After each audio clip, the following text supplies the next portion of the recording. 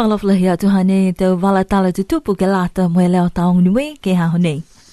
Koe ahui nia whine tuku atu ai e te papa holoanga ngahua he kumisina tokolunga ha Australia ki New Zealand koe lilifu ko Michael Potts ke he whakatupon niwe.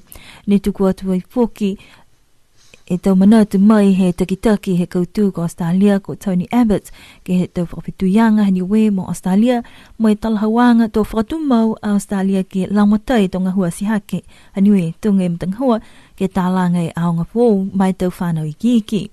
Ko talia mo fia he matua palimia he motu e tau mana tu ia mo e ua whoki hana mtakupune kua tuku atu ai mo e ole kia Australia. Ko ta manako ke moa whoki whala tau katawhanga ke ua tu e tau whanau ke tau aonga pulotu i Australia. Mo e manako whoki ke moa lang matai ke he tau whakalaulahianga ke lata me tau whanau spote ke ua tu ai mawhkako ke moa manaki mai tau whiwa whetoko lalahi ke tau spote he laulangi. Ko whakau se whakahoanga mo e whakamulia i tau papangahua mo e whuaki atu ai whuaki i tau mana whakalofa mai he tau motu newa. Kai whahi tapu nei kua mana ki ai ke hawhangi taha pisinisi fō ke loto tau ni kua lofi kua whakaingoa ko Vaiolama Cafe Bar mo mini golf. Kua talaha wai he mga whaoha ni kua puli ata ke mtakawi nei.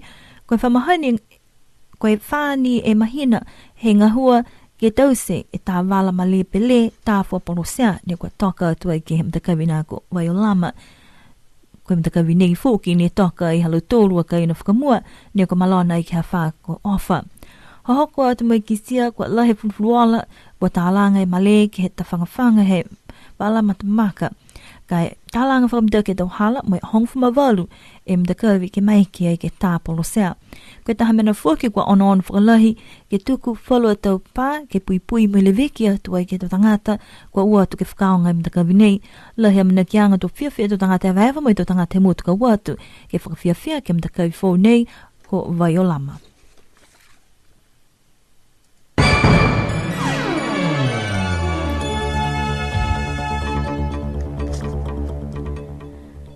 Falaflahiatu, you're listening into Radio Sunshine's News Bulletin for today. Yesterday, the Australian High Commissioner, His Excellency Michael Potts, presented his letter of credentials to government in a short ceremony at the Whalefono. His Excellency Michael Potts expressed Australian Prime Minister Tony Abbott's strong support of the diplomatic relations between Australia and Niue.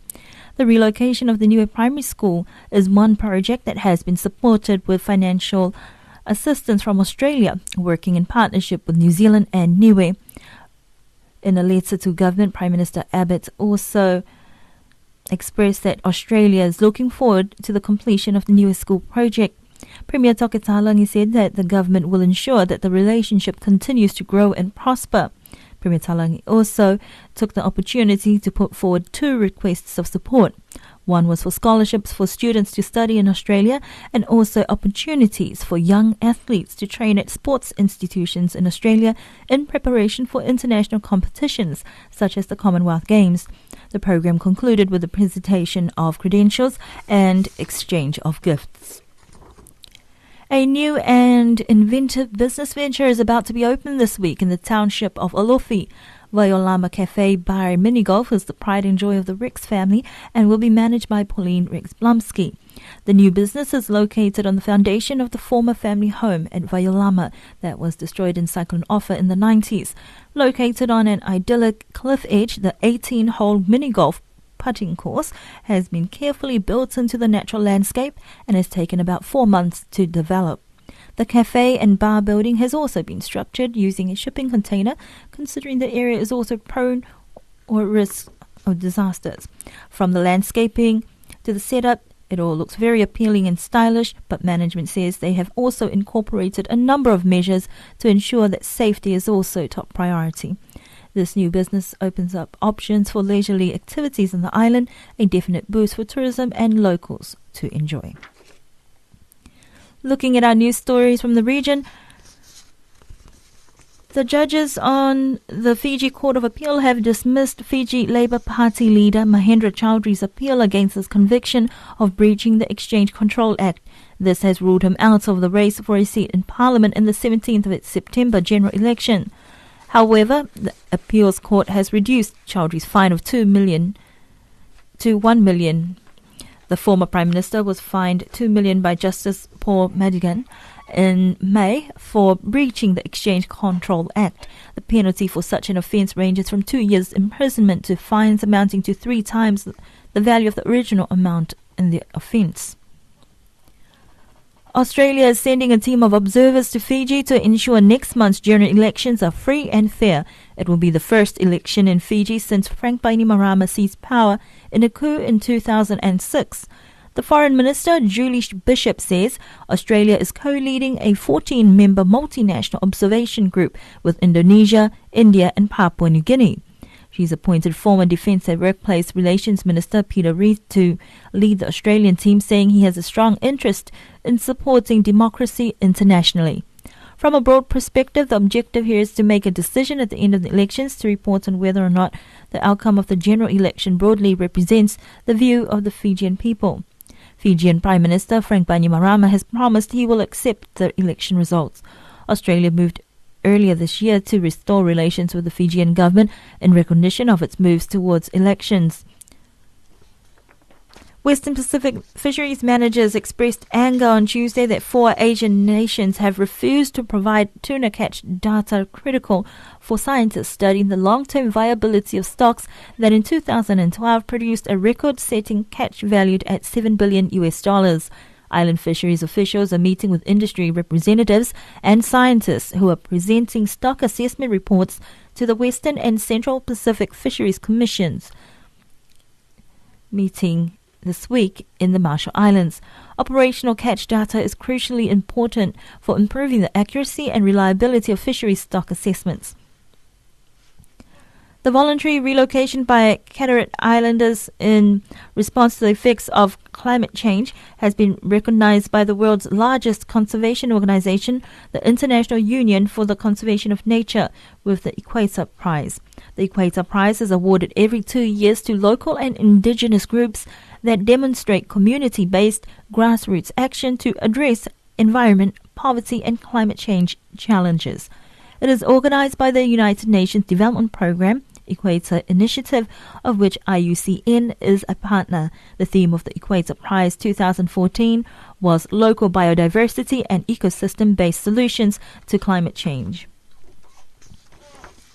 The European Union's first ever resident ambassador to Solomon Islands, Leonidas Tesep, has presented his letter of credence to the Governor-General Sir Frank Kabui at Government House. At the ceremony, the ambassador expressed honour for being entrusted by the EU to serve in the Solomon Islands, a country with which the EU maintains a true and constructive friendship. In 1981, the European Commission opened a delegation in Honiara as a sub-office of the EU delegation in Papua New Guinea.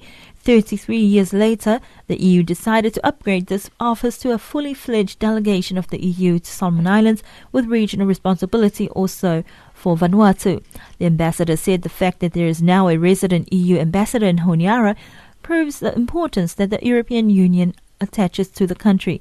He also praised Solomon Islands for overcoming the serious challenge of the recent ethnic tension, but added that many more challenges remain to be addressed. The Pacific tuna industry has joined environmental organizations and scientists calling for serious action to save big-eye tuna. More than 60% of the world's tuna catch is caught in the Pacific, much of it by powerful distant water fishing nations from Asia, Europe and North America.